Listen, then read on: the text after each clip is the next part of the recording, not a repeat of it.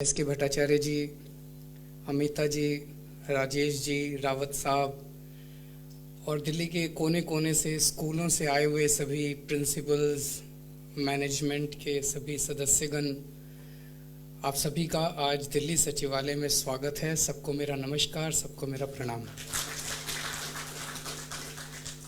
सबसे पहले बहुत बहुत शुक्रिया कि आज आप सब लोग आए। आज आपकी बातें सुन के, आपके विचार सुन के बहुत अच्छा लगा। और सभी प्राइवेट स्कूल्स के प्रिंसिपल्स, मैनेजमेंट के लोग आज यहाँ पे आए हुए हैं और शायद मेरा पहली बार इंटरेक्शन इस तरह से। प्राइवेट में तो आपके बहुत सारे लोग मिलते रहते हैं, आते रहते हैं, लेकिन एक सामूहिक तौर पे मेरा शायद पहला इंटरेक्शन है। हमारी सरकार शिक्षा को बहुत तवज्जो देती है। हमारी सरकार में शिक्षा बहुत ऊपर प्रायोरिटी लिस्ट में आती है। हम नेता नहीं हैं, हमें राजनीति करनी नहीं आती। आज से 10 साल पहले तक हमने अपने सपने में भी नहीं सोचा था कि हमको भी पार्टी बनाएंगे और राजनीति में आएंगे। एक इत्तेफाक था कि राजनीति में आए। तो जो एनजीओ चलाया करते थे, मैं और मनीष सिसोदिया जी, तो जो एनजीओ चलाते थे तो शिक्षा हमारी उसमें बहुत इम्पोर्टेंट होती थी। शिक्षा, स्वास्थ्य। और हम झुग्गी बस्तियों में काम करते थे, तो वहाँ गरीबों के बच्चे सरकारी स्कूलों में पढ़ते थे। सरकारी स्कूलों का बुरा हाल होता था। हॉस्पिटल में, सरकारी अस्पताल में इलाज कराने जाया करते थे, वहाँ उसका बुरा हाल होता था। अचानक जिंदगी में भगवान ने हमें एक मौका दे दिया कि हम भी कुछ कर सकते हैं। तो जैसे ही हमारी सरकार बनी, हमने सबसे पहले उन मूलभूत चीज़ों पे काम करना चालू किया जो एक आम आदमी की ज़िंदगी को छूती हैं, और उसमें शिक्षा सबसे ऊपर थी। चाहे कोई कितना भी गरीब आदमी हो, अपने बच्चे, पैसे काट के अपने बच्चे को अच्छी शिक्षा देना चाहता है, अपना पीठ काट के अपने बच्चे को अच्छी शिक्षा देना चाहता है। तो सबसे पहले साल में जब हम पहला बजट बना रहे थे, तो एक बिल्कुल वाइल्ड काम किया जो शायद कोई नहीं करता। जब सरकारें बजट बनाती हैं तो अफसरों के साथ बैठते हैं, तो कहते हैं भैया हाँ, इस चीज़ में अब 10% इंक्रीज कर देते हैं, 12%, 13.5% इंक्रीज कर देते हैं। हमने शिक्षा के बजट को बढ़ा के 5,000 करोड़ से 10,000 करोड़ कर दिया। 100% इंक्रीज। किसी ने सोचा भी नहीं होगा।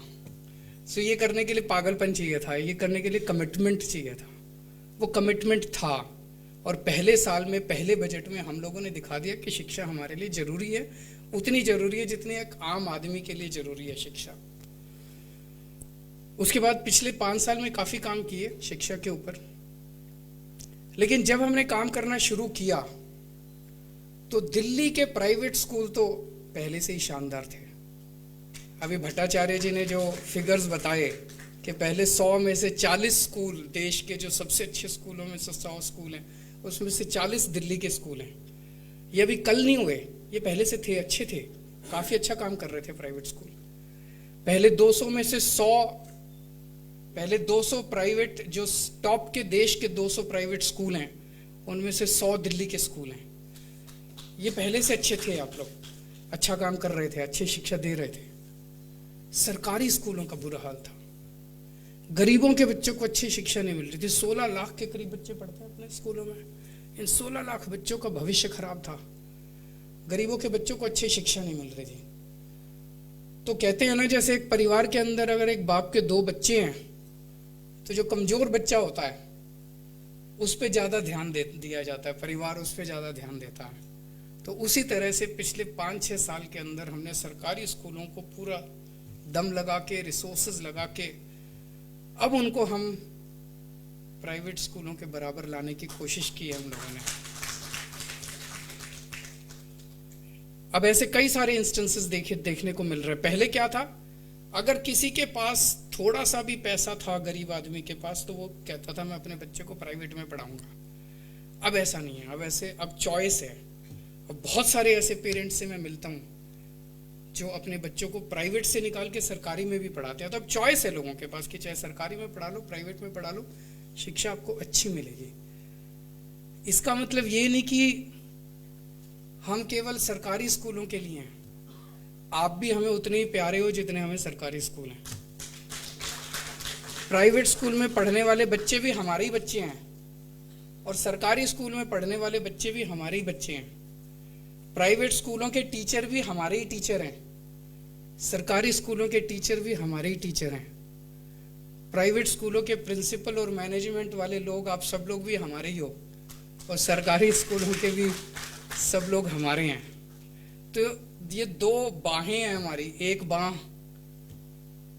सरकारी स्कूल और एक बाह है प्राइवेट स्कूल। जब तक हम दोनों को साथ लेके नहीं चलेंगे तब तक शिक्षा के क्षेत्र में प्रगति नहीं हो सकती, ये हम कन्विंस्ड हैं। और इसका जीता जाता जागता उदाहरण अभी हम लोगों ने कोविड के दौरान दिया। कोरोना के दौरान प्राइवेट अस्पताल और सरकारी अस्पतालों ने मिलकर काम किया है और ऐसा जबरदस्त कोऑर्डिनेशन था दोनों के बीच में। अगर हम प्राइवेट अस्पतालों को साथ लेके नहीं चलते, आज पूरे देश के अंदर नहीं दुनिया में, दिल्ली के अंदर जिस तरह से कोविड को मैनेज किया गया, इसकी जगह जगह नए नए इनोवेटिव प्रयास किए गए। होम आइसोलेशन किया गया, प्लाज्मा थेरेपी निकाली गई, कई सारे नए नए प्रयास दिल्ली में किए गए। जितने भी जो हम मैनेज कर पाए वो उसमें प्राइवेट और सरकारी अस्पतालों ने मिलकर काम किया। और देश के कई शहरों में मैंने देखा कि कोविड के दौरान प्राइवेट अस्पताल वाले कुछ शहरों में ताला लगा के घर चले गए। तो जब पता चला क्यों हुआ ऐसा, तो पता चला कि सरकार ने बिना प्राइवेट वालों को कॉन्फिडेंस में लिए अनाप शनाप ऑर्डर निकाल दिए सरकार ने। तो जब सरकार ने अनाप शनाप ऑर्डर निकाल दिए और प्राइवेट वालों को लगा कि ये तो इम्प्लीमेंट नहीं हो सकते, तो प्राइवेट वालों ने कहा ठीक है तुम ही संभाल लो। अब तो वो क्या कर सकते हो? अगर प्राइवेट हॉस्पिटल ताला लगा के डॉक्टर अपने अपने घर चले जाएंगे फिर तो आप कोविड को संभाल नहीं सकते। सो हमने दिल्ली के प्राइवेट अस्पतालों को साथ लेके हर चीज में उनसे कंसल्ट करते थे, उनसे बातचीत करते थे और मिलके ऑर्डर निकाले जाते थे। उसी तरह से हम एजुकेशन के अंदर प्राइवेट और गवर्नमेंट को अलग अलग नहीं मानते, कॉम्प्लीमेंट करते हैं ये एक दूसरे को। और प्राइवेट स्कूल्स की ऑटोनॉमी के हम सख्त हिमायती हैं। हम चाहते हैं कि प्राइवेट स्कूल्स को कंप्लीट ऑटोनॉमी होनी चाहिए, लेकिन सरकार होने के नाते हमारी जिम्मेदारी है कि अगर किसी बच्चे या किसी माँ बाप के साथ अन्याय हो तो उस अन्याय के खिलाफ एक्शन लेना भी हमारा काम है। तो अन्याय नहीं होने देंगे कभी किसी बच्चे के साथ, लेकिन स्कूल कैसे चलाना है, शिक्षा कैसे देनी है, ये हम आपसे सीखेंगे। हमें शिक्षा देनी नहीं आती, आपको शिक्षा देनी ज़्यादा अच्छी आती है। आप अपना स्कूल अपने तरीके से चलाइए, आप जैसे मर्जी चलाइए, उसमें किसी तरह की दखल अंदाजी हम लोग नहीं चाहते।